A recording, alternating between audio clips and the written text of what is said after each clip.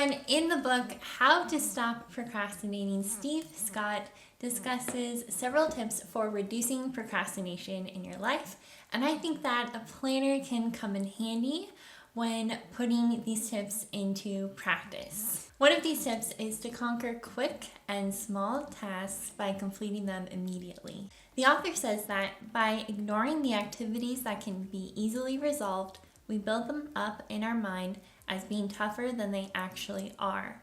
On the other hand, if you learn to take immediate actions on small tasks, then you'll prevent them from piling up. And in doing so, you may reduce your overall stress levels. One of the ways that you can complete quick tasks immediately is by using a strategy where you single-handle every task. With this, you are essentially creating a rule where you complete every task that you start. An example of this is washing dirty dishes from dinner immediately after you finish eating dinner, or throwing away junk mail immediately after getting the mail, or responding to an email when you open it, or scheduling the specific action that is needed to process the message.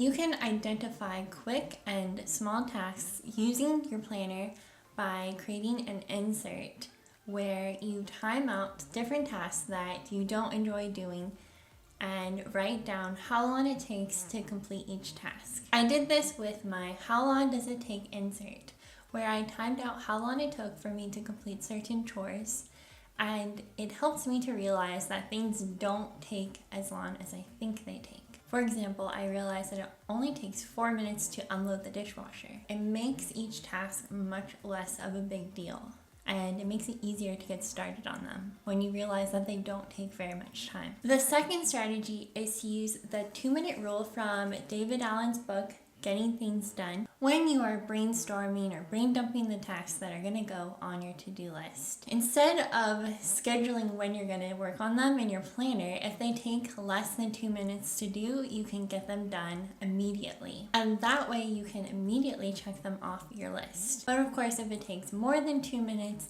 then you'll probably want to schedule that in your planner. Some examples of things that take less than 2 minutes to do are watering a plant, taking out the trash, sweeping a small room, wiping crumbs off the kitchen counters, or paying an online credit card bill. David Allen says that the rationale for the 2-minute rule is that it's more or less the point where it starts taking longer to store and track an item than to deal with it the first time it's in your hands.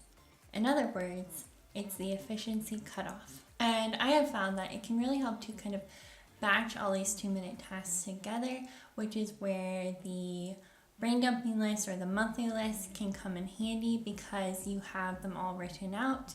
You can just go down your list, complete the task, and check it off, and you're done. I hope that these quick tips gave you some ideas for using your planner for productivity in new ways. I'll see you next Saturday. Bye! Show you a place where you gon' wanna move your feet until they start to bleed.